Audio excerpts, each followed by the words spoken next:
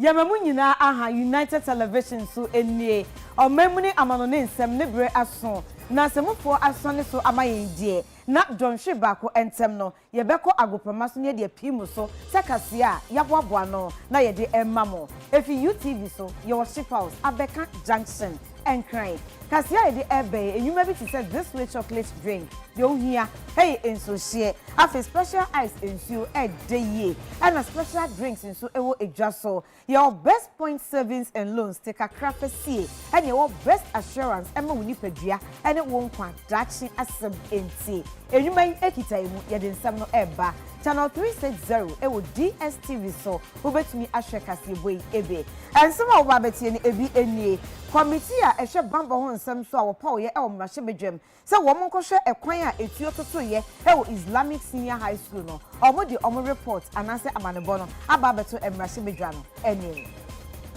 Omanpanyina that John Evans Atamils awanya ne baby ko ninia bema Samuel Atamils say e choir enam so a ninia omanpanyina da Mills efimo no enye Ghana ni bia asem.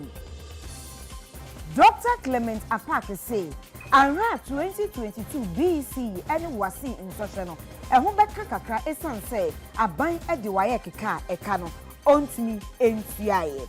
na yako amanoni ensem emu a Ukraine first lady had the adesede to America for enim say wo momom akode no omo pede to fa wiem say de be ya Russia for de no eba ebetumi asi ano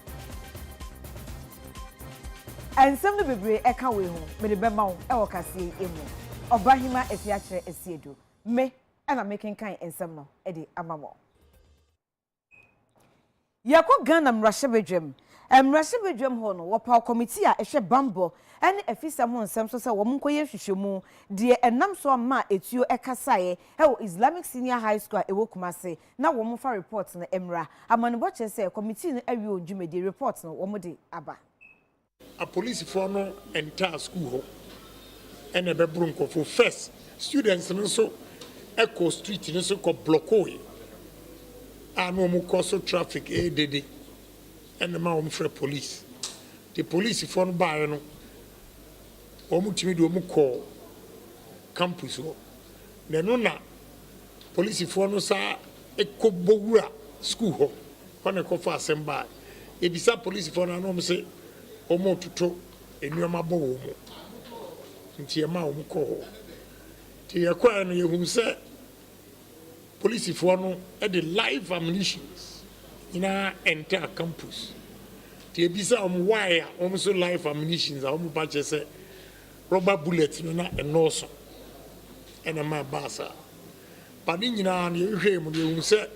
ni school for no kan ni police for no kan no e bobra kakra Intinia, ya recommend ama speaker say, Oma both sides of the house, on selected members. Now, omunye investigation tolerate. Na ye hunu krewum. Because I answer a police for be pre-pride. Into your costra woman, ye bisa questions, no. Na as any ya coachy woman. Obia se wanko. Meanwhile, ya may bullets. Police for no etuom to toy. That you to cry had been said, nay, girls' dormitory. Girls' dormitory, no queza. Tiebisa police for no monso, a yes a campus or crowd, o manco. Na so one co campus, then Ujina Street is one.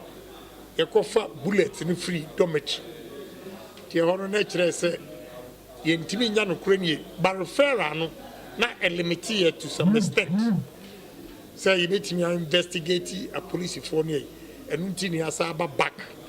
Say speaker no Emma Quine. This time not only the committee, but my both sides of the house, independent and from any committee, you know, and so quite a further investigation. Now you are setting the truth in it. Mr. Speaker, what came to light was the fact that they kept giving us conflicting statements. The accounts did not, there was no consistency in the accounts. The PTA gave a different account, the Muslim Mission gave a different account, the student body gave a different account. But when we had the opportunity to meet with the LSRC, Mr. Speaker, they made it clear to us that they decided to demonstrate because they wanted speed ramps mounted to avert the frequent knocking down of students and teachers, period. Apart from the fact that they had had an incident of one of their teachers being knocked down by a car on that road. Mr. Speaker, what baffles my mind is the student body, the teachers had written to the Ministry of Roads, the Urban Roads Department, since 2012, requesting for no other thing than speed ramps. So it baffles my mind that they kept mute about this whole thing and waited for this demonstration to happen. Mr. Speaker, as we speak now, nothing has been done to the road in front of the Islamic school. And the children keep on moving back and forth from home to school. More than 3,000 of them are day students already. A similar incident happened at Ideal College. Mr. Speaker, this time around, a certain individual who calls himself Jato led a gang of police officers, and I use the word gang advisedly. They stormed Ideal College under the pretext of reclaiming government land. In the process, several students were brutalized and sustained injury, similar to what happened in Kumasi. Mr. Speaker, it is against this background that we believe that once and for all, the committee should be directed to investigate some of these things. After all, why? We have the power to exercise oversight over our security agencies. So those police officers who accompanied Jato to storm Ideal College and brutalize students should be made to face the full rigors of the law.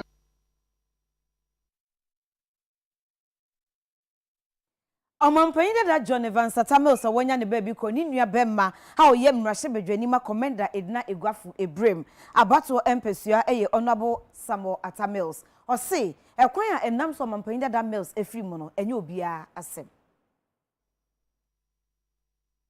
One of his other favorite hymns was a Methodist song, and it says, "Land of our birth, we pledge to thee our love and toil in the years to be. When we are grown and take our place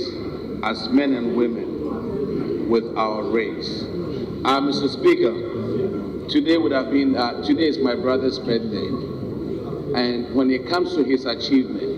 I think I will allow other people to talk about that.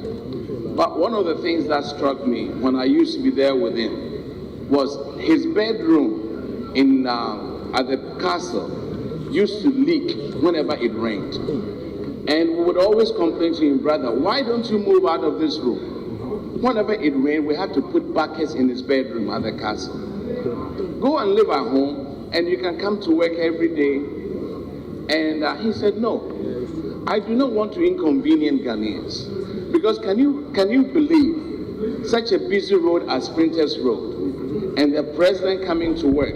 between 7:30 and 8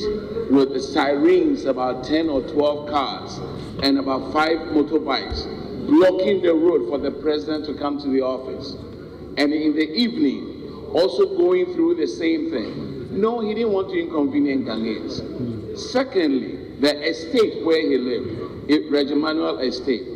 this is a quiet neighborhood that he didn't want to disturb his friends, always going with all these cars going up and down. And thirdly, what he told us was, can you believe the amount of resources that we will use, fuel, security men who will follow him to the house, the amount of money that it will cost the nation, and that the savings that he could make out of that, he could use it to build boreholes or to build schools. Big brother, happy birthday. Now, it's interesting that after your death, so many things are coming on. I just hope and wish that Ghanaians will focus on what he did instead of how he died, because it's none of anybody's business. Thank you very much, Mr. Speaker. Osrofo Hensase ne oboade ne pa ho nsem eso Honorable Samuel Abdullahi Jinapo ode ato dwa se Ghana ka amanya yentumi enye eniema bone kese emfantie aboade ne party se ewiem bobre ne tebia ne ho enti saa ye boy ho modin e wo se ye hwe ne nya emfaso bebre efi so. Despite the existence of these initiatives and other emission reduction payments agreements, we do not have a national carbon trading and/or market policy, nor a forest carbon market policy. The Ministry of Environment, Science, Technology and Innovation is in the process of finalizing a national framework for carbon market. A forest carbon policy, however, is necessary to define the context within which to 1. Transact sector carbon sales and purchases. 2. Determine the price to transact a ton of carbon dioxide equivalent of greenhouse gas emission reductions and removals. 3. Develop the institutional framework for approvals and non-objection seeking within and across sectors for carbon sales and purchases for both government and private sector engagement. 4. Set up a carbon market framework and define which projects or programs to place on the voluntary or compliance market. 5. Determine the standards and methodologies to apply in carbon accounting for specific programs or initiatives. 6. Define a comprehensive benefit sharing scheme for carbon revenue generated and define the legal entity or entities to transfer title to emission reductions. The IPCC, that is the Intergovernmental Panel on Climate Change, we have experts from Ghana, few experts from Africa. Notable among them are experts from Ghana. However, we are lost when it comes to carbon trade. So it means that it's refreshing. But it should not just be speeches. We must distill this, get it adapted. But what is the thinking of the poor farmer who lives in the countryside? Do they relate to these matters? And for me, that is the crux of the matter. So we want to see this thing reflected. And the African Union must also show leadership. Because if it is a fact that we are more vulnerable, and it's the European Union who are showing concern and giving us billions of dollars, what is the African Union doing as a continent in leadership and leading the way and blazing the trail for other African countries to follow? And I'm impressed that the Minister for Lands and Natural Resources is concerned about this. I don't think that it's a very complicated matter. And as colleagues have already said, let us see some policy document firming up our own policy position on this. Let us see regulations imposing the burdens on industry so that we quantify and we determine the values, and that can actually be an incentive for many people in the forest belt and even in the savannah to start engaging in commercial afforestation with a view to harvesting and selling to manufacturers. Mr. Speaker, this is commendable, this is impressive coming from the Minister for Environment, and I believe that we should support him and give him all the support that he needs, and also that we don't just come and make very beautiful statements, but that very soon you come to us with concrete policy and regulatory proposals for us to develop a carbon market in Ghana. Thank you very much, Mr. Speaker.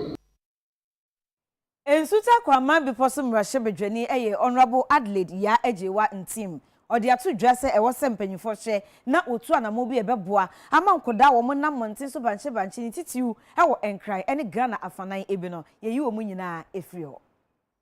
First of all, make us say, me angasa me a victim. Victim I me and say, utika mua. The one kolano, or more tarika hono ne. Just a very risky ma or more angasa. And at the same time, also so a distracting more car mote moka mua ebia moye. And no 9 chance so no. Kolano awufo no. Mimi who say say ma ye mechanic say ye blame parents no sebe ya omo be ma omo ni akọ omo ma because mimi feel said to me and it's like a slavery omo take advantage of omo ma no instead say omo be akọpa adwuma aye no omo de ahwe nkola no omo yusu nkola no mu they pay sika ema omo no which is not fair to the nkola no nti no me de buy Parliament sebe ya say bi kra obi ani nko ho aye ni be kọ ho na ya start ya tu ho anamo because nkola no eso mo tumi ko school omugu ekwan ho saa no me dey I believe say bi omo ne yedaache mpanyimfo nti se ama ye ne anko wo mo ho ne egya wo mo saa na enye fe na no so no se omo timu a eventually na be de adebone na beba Ghana ha ebi betumi aye armed robbers ebi betumi aye niam bebre tina se ama ye ne ko ho ne etu ho anamu sebi ye nyina ye tu kwan pen ye ko ye so omo ampam ye but ye yanko ya fa nko sresra na se yanko gina kanya de ombe ma ye kwan nti sa na aban no so wa ha no ne emra no ti se ye di eto no ese ye hwe na ye mpanyufo no ani ko ho na ye hwe ne ye siesie sa na ema no. Deputy Ranking Member Education Committee ewo mrashebedwem Honorable Dr. Clement Apak the work can say answer West Africa Examination Council WAEC omubetwa BC any wasi in so him esan say aban edum kan 96 million Ghana cedis ontuai WAEC onuna oyan hyehyeye eseti questions ama yan kwara na omo JHS any SSS no ometumi atwro BC any wasi ye kase afi etwemu aban entumi entua WAEC ka aban di WAEC ka 21 million Ghana cedis eno no yan fantum chen afi so ayewo mu yi WAEC ehia 96 million Ghana cedis na wodi ayan hyehyeye aman kwara na atumi atwro BC ne wasi wonyan fam ma WAEC nti wan hwa aban anya na asede a WAEC 2022 BC ani wasi no emaso nti yabo aban kokko say 23 million na last year dia no wontua na the 6 million na WAEC ehia say odebeboabo no ho for wasi and BC 2022 nontem yara o masika ne nyadan enko na o mfanye adwuma medamase bebre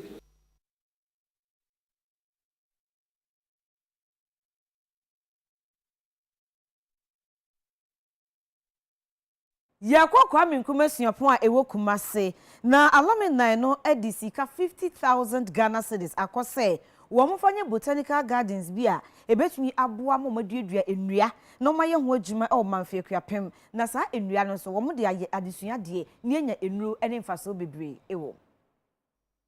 Wode asase be se abasa nsong na wode amanipe ya wode ba bedi se adwuman na wechire mu adwuma wo ba bedi no wo behwe se wode be bokwae ho ban na fe de aboa mo nga bokwae ho dawuru akire amansan no nga hu eho hie nti a se kwae wo ba bi a yehwe so ye na saa bia koro na nso wo behwe se wo betumi aye nhwehwemu ahoro ne ade wo ho na bra ononyamfo Heman Yabo Adai oye CEO Dema Lead 8 Africa ono so ye alumina wo KNUST twetwen enkomo na ochire muse yina enim senior environment weather ni adena yafa and we know that trees have a very strong bearing on conserving the environment and weather nti yehwe senior nansen su talk akra na yiri afa so we my show ni adena na ye bibi say tree planting ebeboa nye ye nko echima wo bedi echi aba no na say ye protect the environment na ma nti something productive substantive that we want to leave behind for generations here to come. Enwachi na UTV nsenchrofuchu ben na ansansa sereku oyemanfe hene sanye ekuapem chidom hene ne netwetwen enkomo a ochire musi. Fia edi ansa na duana ebedua no ebenyin na ne anyi ne yebetwa no se gap wo. Enti yehwe kwan a yebe bre inwiatwa a yehia se yenya bibidi nuaduan ne yede ye niema no yebebrase nti se ye gas ne niema horo minim se won a abefo kwan wo kwan bebre a wobetumi afaso na yetumi de aye ye sane ma bien a nua bia yebedua no ebetumi aye na yen forest reserves na ade a ho no so yɛhwɛ ne mbɔ ho ban. Madam Priscilla Asimeni Noye District Manager Order Forestry Commission ano was omenya ono so na UTV nsentwerofo twetwe nkomo mra wo ho no ena ye ne nananom nso na eye adwuma enti apart from yen forestry traditional ways na ye de be protect no ye be ma nananom nso de omo cultural ones no ewurewure mu amaye enti se galamsey ni sa anyama ne de sa fa han die manfe man hwi die yetumi jitu se maha and a rat okay. Ghana and Burkina Faso amemi no bia e wo chimba ehwe adwadie ene ehon senkan so ema wo mo na wo masiginan se omo ba behwe ama adwadie ni sikasem se ye to ne ye ton e wa kese akesem no agina ne senti omo eye oyiche exhibition no mada products bibi na edi Ghana ene o mai Burkina aka wontuma abo ho a wode nanum esi ho no mo ba bedi dwumadie bi obema ho kwan ama mai Burkina Faso wode ho niema abo mai Ghana mu no watumi abede na di mo bibia ahwebie na watobi no nenkonko Burkina Faso nko a o mai Ghana yensusu no dwumadie na ase ne yensu ebeda ye niema di na nyinyina ne aboa ne yaton na nam sayo so ama dwadie nkita ho ede o mai Burkina na afi o mai Ghana ntem no atumi afa no ntoma pa edi afira empenfo chirimu a we say so na yade ebebo ma kwansara dwumadie o mai Ghana mu no eno so atumi afa no ntoma pa edi afira na dwumadie no edi eda so ene Ghana National Chamber of Commerce and Industry Burkina Faso Trade Fair titina sema eda dwumadie so no se mebo no tofo a asikyire ene se kwampa adwadie hu nsem betumi afa no ntoma pa de afira o mai Burkina Faso ena afi o mai Ghana entem ne titiru ne samre ya edwadie nkita ho ababede abibiman entem no wo dwumadie na se no eno opanyina osi Burkina Faso man na mu e wo mai Ghana mu se ambassador His Excellency Pingranoma Zagri ekasa wase na wochiri mu a sankita hudi o mai Burkina Faso woni Ghana ato no enye sika ne dwadi afam nko a na yade ebebo amayimi enu amamre ene asumdwe afam. I wish that the exchanges will follow soon, give the auspicious opportunity to set up new step of partnership. While our countries are fully involved to move forward with the economic cooperation in the continental through the Africa Continental Free Trade Area, Ghana and Burkina Faso business leaders and men must partner closely. Sabri necessary share hona yen wa Africa hanso ye hwani a yebetimi aye e de aboa ye man. Enti Burkina Faso, Ghana for your top tomatoes film ho. Da bia ye export to nema bis film ho. Brani en hwe ne amoa hoden ene ne yenso wa hoden. Ye nkansi anim na yema edwadi enkoso na o ma no suntumpo nti anu nti na adwumadie eba so na ne kwakra mu no na Mr. Osiamo akon edi tudwa se hwehwemu amada bedadi se niam o man Ghana ye kra edi ko ma Burkina Faso mu no afimpinu ni aduonu 2020 na gina $264 million 2021 mu no manumuso eko $276 million o man Burkina Faso so niam o kra edi bo man Ghana ha no na egina $50 million we chese o man yemi enu kitahudie koso ontem pa ne sai so ntini we yakonya kese a se adwadie nkitahudie no betumi ahyemukena sector bia ye obu nipa se ye kasi dwumadie bi bana wotron se bia wo de we small and medium enti bia won ka ho na we for large corporate body na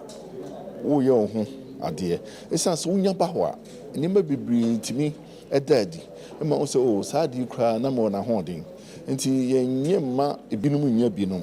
obi a wudi dwa bia no a fo se wo pese wudi dwa wo Africa ha ana wo sport bibi kwa Africa ha ana wo kofa nima bi fi Burkina Faso no saa dwumadi hu hia ho esanse bebo wa dwuma amana akoso tikito bi ensa nya otie bia no wo kan wo betimi aba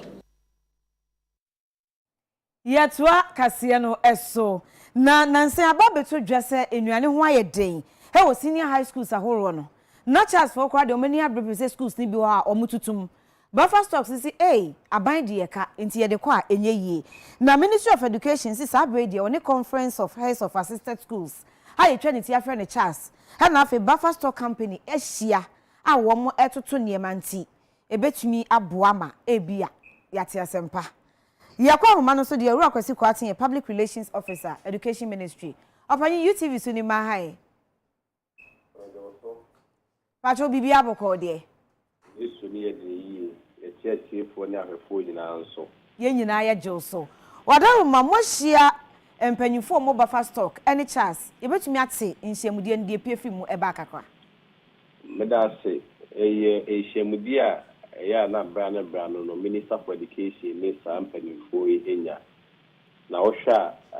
enyane ho nsensem ba ye se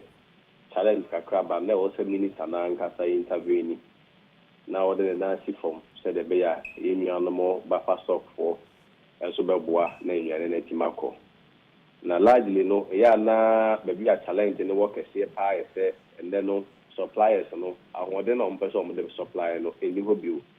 HSA wo share inflation ni ade a masika sem no nye stable in no supplier na ebedi abosome miensa na nsaka sika ebedu na sika no kra no pro dey better say the value so ide ati ana sika na ho dey so ide ati in the recently nyas and challenge kakra suppliers be na no mo be so mo dey nyan na beko now so enra minister no no musia ye no abai etimetwe sika bi so amaba fast stock say as an immediate measure menimu ya no at least for the next 2 weeks a day anyway abai no true buffer stock no nya nhyehyɛ no mfa nnuane nko suku bia ɛwɔ Ghana ha your most starting nhyehyɛ no na ɔtwe esimu ya enra nso ebikoi and that buffer stock are sure minister and the ministry ni na nse be bia aduane bɛkɔ schools bebree receive supplies more anwa nkatie eburu ni asiche ni ade across all the regions of Ghana. One man no dey so nkudru ene e wogidie se eno nso beko in the short term no so minister for education one yenua no buffer stock for a ministry of agriculture as ya yenumo enso ede boa na enua no sensem no yakan as the long term measure no so the yekwani mo no the minister ayen say ode other financial institutions the bank with the ADB no mu nyina aba supply or supply enua na bank ni betwa ka na akire no abaye twa bank ne ka eno beboa ma suppliers na nya hoden na abrebia no o manya opepa so no the suppliers na be dey ebeko na nkoye so kwa koye wi no afọ beji ni sika na due to inflation ni atenti no na sika na hoden no so ato di ebeka dia na chese abai and ministry ne owura dutum da no no chese yakọ ama enyane no bebre na akọ na de aka nyina so nam kwa so ekwa mi say acha ne kosi na wiye no school bia no what challenge no will be resolved. Yabewa mumo ene yo na mo be my assurance say de ene ye ntu school bia mu buffer stock nso msika eko enti enuane ne bekoso akọ school bia ni kwa ebetu sese eno apa west for instance we mo receive about 600 bags of rice we had no say about 850 koi greater class say about 850 koi o share no any western region chart for kasa almost so we receive enough rice na ka enwo any asiti ni ada na eko do he say ya enuane ne kwa na eko na let's say ebe dey pass school bia metu school bia ni kwa minister for education ura Dr. Lutum e bo haide obeka me atu be bia enuane ni wo bia obehye ba fast stock say won mo hwe na won mo fanko chances no so ni ya ama schools ni bi ahode no sorry ora kwasi kwatin yedase ewie yo yes that's it ofanyina mne kasa yo public relations officer Ministry of Education say de o si enuane no ekọ ntiema no ebenya bi edi yenko ensemfofo emom Ghana Music Rights Organization yetwa ne tia friend Gamro wo mo board no members ni bi si omo nte ase se board ni begina ne nan so aye adwuma na wasi ginaye ewo mu din mo ento mo pagya asem de kopiem ewo court ekoba ne san chief executive officer Emma Gamro Abraham Ajete SSS anete dia na enmanim ya wo se onya interim director bia obehwe achi ento ahwe aye ne sa se de be ya Gamro ebetumi aye adwuma yeku no mbra ne yede ye adwuma nti mbra ne nti management ya take over na ya take over no na ne nti ase ne nkyerɛkyerɛ mu ani se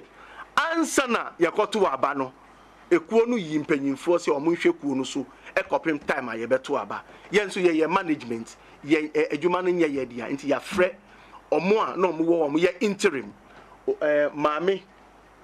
Augustine Addison Ora Abraham Kofi Boache ye frɛ no Professor Kofi Abraham Madam Dinah Hobson na chono ogina minifa so no na Ora Rex Owusumafo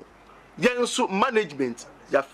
na Ora Bandes ono when oni asisi ana em say we two kwan kakra nso yɛabɔ no amanneɛ nti ɔba abɛjoin ne wɔ mo yɛn nso as management no adwumadie ne botaeɛ pɛɛ si yɛne so no sɛ yɛbɛkɔ so ne yɛgyegyegyegye royalties no ama yɛn nuanom ne yɛayɛ nhyehyɛ deɛ ɛbɛyɛ a yɛbɛkyɛ information bi a ɛsɛ yɛde mɛma members no yɛ management no yɛbɛyɛ yɛ fam deɛ na yɛyɛ radio yɛayɛ crowd sɛ yɛadwuma no yɛbɛkɔ so nti ɛwɔ press n'animu no ɛnyɛ sɛ yɛbɛkɔ akɔhyɛ kokoam na yɛafrɛ mpanyimfoɔ bi ɔmo yɛ interim no efiri nnɛ no yɛde adwumadie no ama wɔn ɛkɔpem bere a yɛbɛsan akɔ court on the 11th of August sɛ court no bua na deɛ ɔbɛka no yɛbɛdi so nti yɛfrɛ mo a ne kakra wani na yɛbɛda Gamro management nso so ase sɛ deɛ asie bia no ma ɔmo amfa mmara anhyɛ ɔmo nsɛm yɛn nyinaa yɛdi mmara so pɛpɛɛpɛ sɛbio sɛ na yɛyɛ board tete board no ani board atwa mu yi ɛne sɛsɛ a yɛbɛtena as directors no mmara so pɛpɛɛpɛ na yɛdi yɛmpɛ sɛ yɛde mmara bi abɛhyɛ yɛn nsɛm Gamro yɛ private organization it's been regulated by the Ministry of Justice into no say yɛakɔ court na court to say for some reason yɛ settle board na side kwan so ano no nti yɛbɛhwɛ na court amane ruling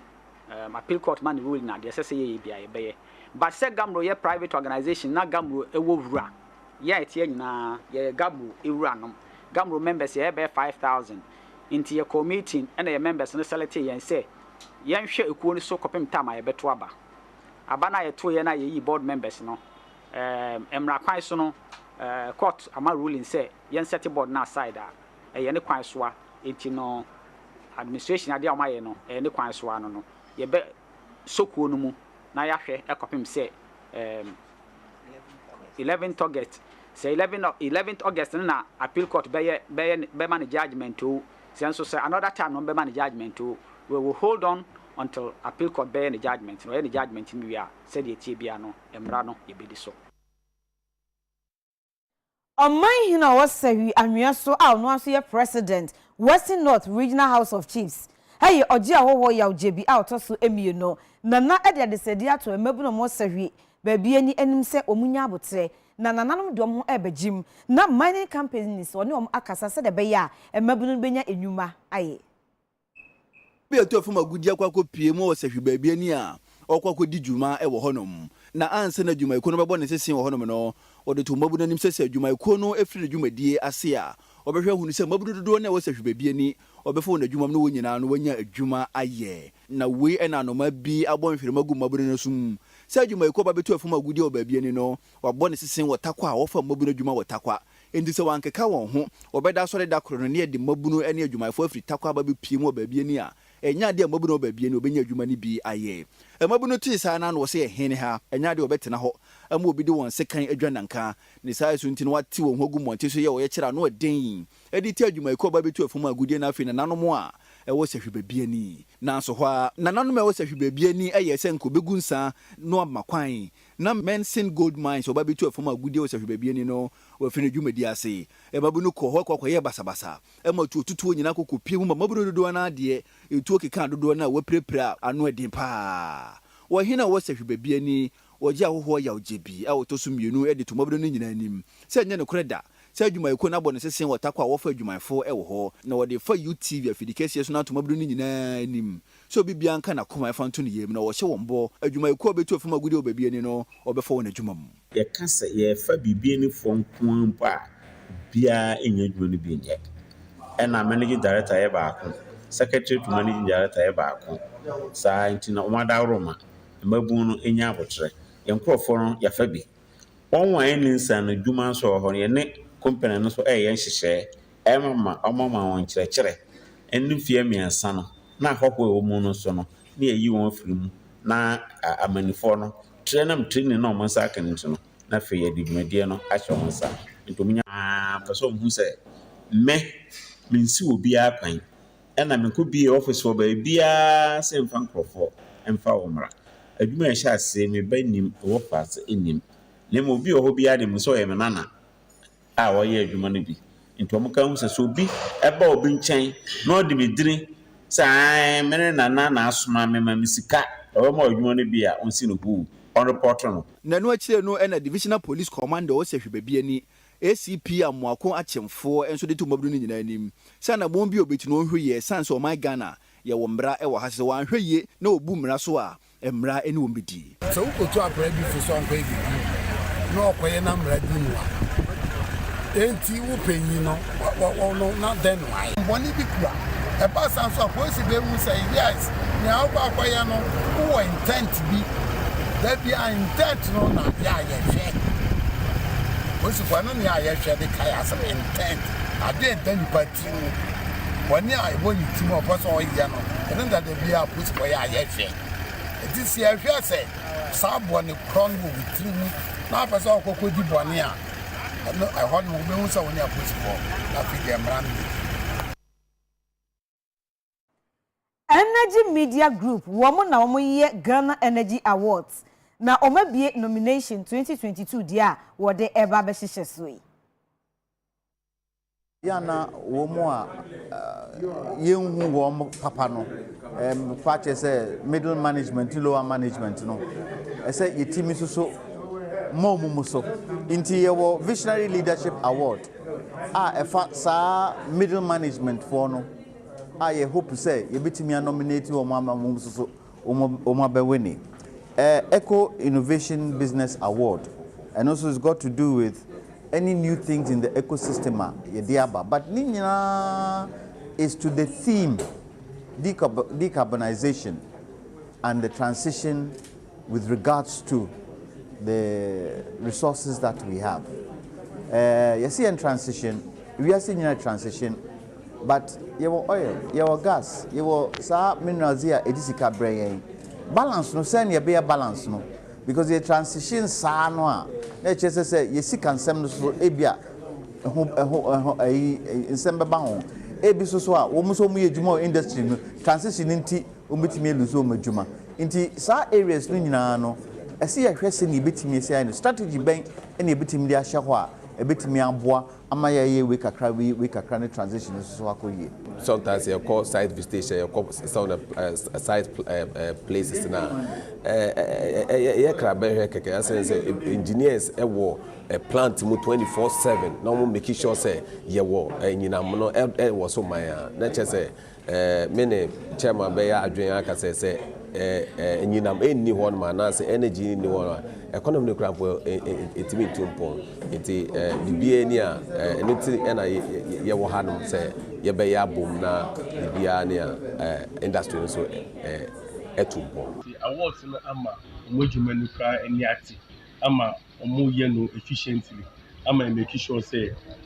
nyama hode bo ensheda nkoso bebre because ohwe award no ye ma award ma obi a ne produce nyama hode no ne dia no ewo from ema memu so call into energy sector ama ya recognize your munti won say obi she baby o ye na ade ne so obi ehu ni oye energy awards no ama say nipa no obi abehu say asimesi ha no she ade we no ye renewable energy clean energy COVID-19 ba ye omo bie mu say obi anye sa wash ni sanitizer mo say Ghana for your innovations pa nti sa innovations na ye channel ba energy sector no nti say na energy awards no ba no for no more sa ideas no innovations na the omo dream beba ama energy awards no so e be recognize omo sa technology no betumi aboa aban ama ya expand on our energy portfolio because Ghana hanyina nipa 87% of population no betumi have access to electricity and by 2024 there na 90% don't say obefa Ghana afadin no na obenya access to electricity. Ghana Tourism Authority womni ekuo bi ade hands across Africa waka won abom na de woka ene se Emancipation Day no de enye den a womo ebedi enso ansa na obedi ahye efa no womo de pre-Emancipation Day festival no ebe hihye so July busumi ne da etoso aduonu emiensa wodwumadie na ase no ena opanyina Ghana Tourism Authority wadano se Director of Corporate Affairs Jones Nelson ekasa ena wochiremu a bota people tadwumadie ya chimu baako ene so mpenifo befa sa kunwese so na mabuna na mbachere kamia kwese wonimdie hu nsem wo fom wona won so nya konya anko school no obefa wo mo no wafa sa konua sa we so amo mo ntete na creative art ta na sense anu dwuma ntete ayefa mamre ne amane ho no wodo mo ebefam na bo mo na bo man no enso the creative arts for no music omo music omo creative art ni sa niam no ye wo bibi tourism ye friend no eclectic experience so wutu kwan ko amanoni ana se ko